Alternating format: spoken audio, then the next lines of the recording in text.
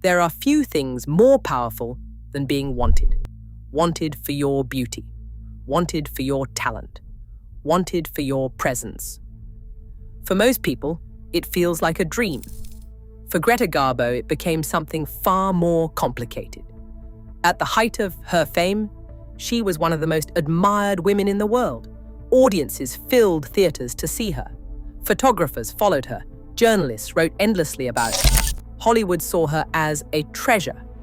And yet, at just 35 years old, Greta Garbo quietly stepped away from it all. She would never make another film. For decades, people tried to understand why. But perhaps her story is not really about leaving Hollywood. Perhaps it is about a woman trying to protect something much more valuable than fame: herself. On September 18, 1905, Greta Lovisa Gustafsson was born in Södermalm, a working-class district of Stockholm. Her family lived at Blekingegatan 32, in a cold, 3-room flat with no hot water or indoor plumbing. Her father, Carl Alfred Gustafsson, was an unskilled laborer. Her mother, Anna Lovisa, worked long shifts in a local jam factory. Along with her older siblings, Sven and Alva, Greta grew up in a world defined by scarcity. The thin margin of security vanished on June 1st, 1920, when her father died of kidney failure. Greta was just 14 years old. Childhood ended in an instant. To support her family, she left school and entered the workforce. She began as a soap girl in a local barbershop, earning 7 kroner a week to help keep the household afloat. Within weeks, she secured a position in the millinery department of the PUB department store. Her quiet, striking features caught the eye of store managers. They placed her in the spring catalog to model hats, and soon she was appearing in brief, silent promotional films for the shop. She did not seek the camera. She simply needed to buy bread. On those chilly Stockholm streets, she was learning a delicate, lasting lesson how to let others look while keeping her inner life entirely to herself. The camera found her in those brief advertising reels, but it did not capture a girl eager to be seen. It captured a quiet, deliberate stillness. While others chased the lens, Greta Gustafsson withdrew from it, her gaze slightly withheld, harboring a silence that felt heavy with thought. This reserve, born of survival, became her grace. In 1922, a scholarship to the Royal Dramatic Theatre Acting School, Dramaten, turned her private composure into professional study. Soon, director Moritz Stiller saw in her a rare, unpolished depth. He cast her in Gösta Berling's Saga, gave her the name Garbo, and recognized that her power lay not in what she gave to the audience, but in what she kept for herself. In July 1925, she boarded the SS Drottningholm.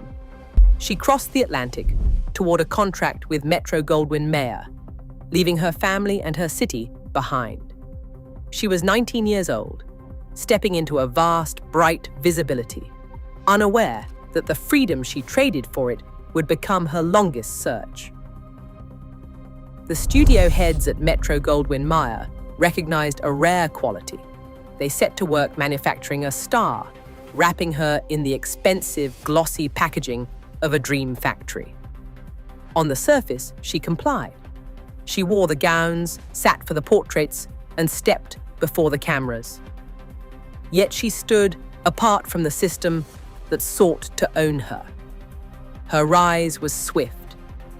In Flesh and the Devil, she projected a magnetic sensuality that transfixed the silent screen. With Grand Hotel, her public stature deepened, her presence carrying a weight that lingered long after the house lights came up. But audiences did not respond to beauty alone. They sensed an inner world they could see, but never fully reach. Her face became a canvas for their own private longings. They offered her admiration, but never understanding. As her fame grew, theaters filled to capacity.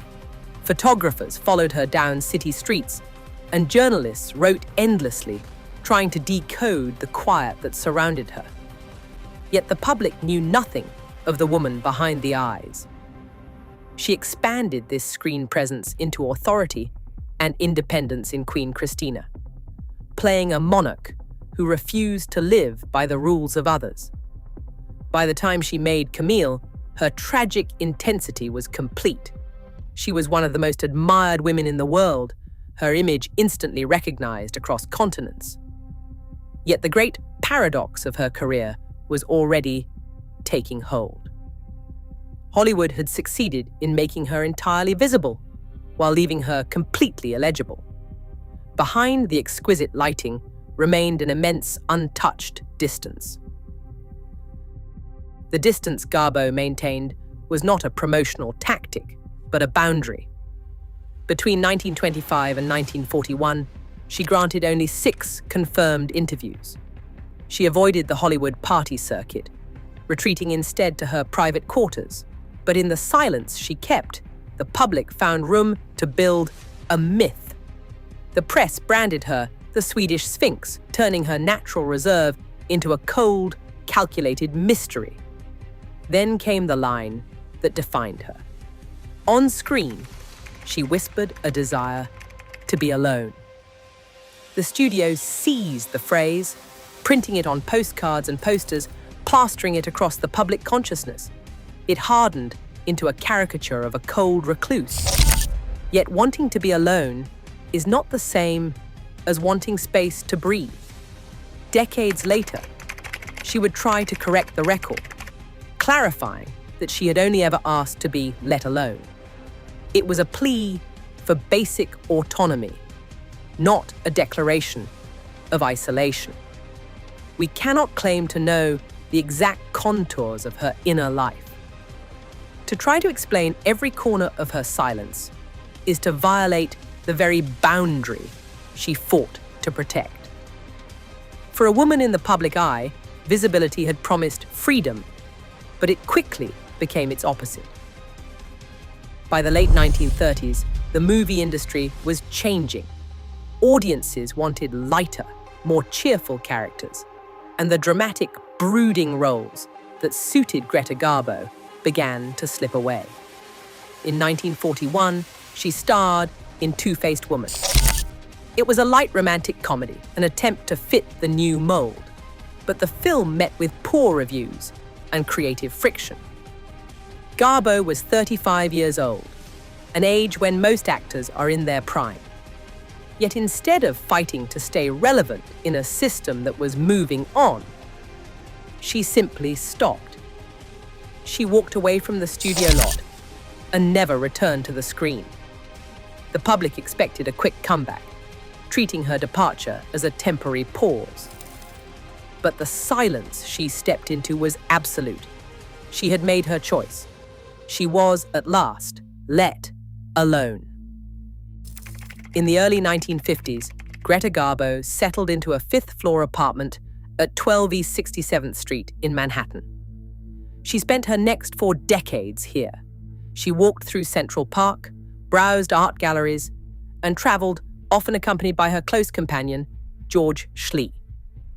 The public waited for a return that never came. Yet this was not an empty exile. It was a chosen, self-possessed life. For a woman whose existence had long been consumed by the gaze of millions, choosing the ordinary was a quietly radical act. She recognized that being admired is not the same as being free. She protected her boundaries, choosing daily privacy over constant visibility, and quiet independence over the demands of a myth. When she died on April 15, 1990, public memory remained divided. But Garbo had already answered her own deepest question, stepping out of the light to finally reclaim herself. In a world demanding constant visibility, her silence is no longer a mystery. It is a boundary. She reminds us that the ultimate freedom is not being seen, but possessing the right to disappear. How do you protect your quiet? Share your thoughts below.